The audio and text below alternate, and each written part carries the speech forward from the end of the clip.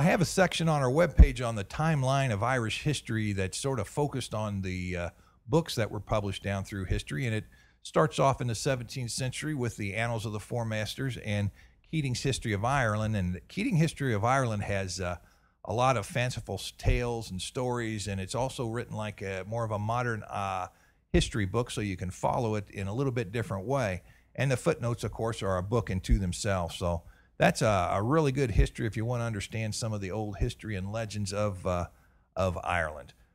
Now, in the 19th century, there was a great Irish revival, and many books started to be published. And among them, of course, were the Annals of the Four Masters and Keating's History of Ireland that were both published in English in their entirety for the first time in the 19th century. Other little books came out trying to help people understand their Irish family heritage in Ireland.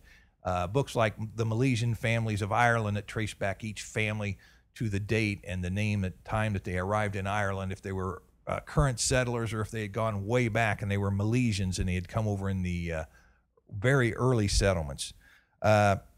We also have to remember those books by the chief's heralds and the Irish Book of Arms that include some history, and they start back. You can go back into the 1700s and the 1800s and find some genealogy notes there and some historical things of interest.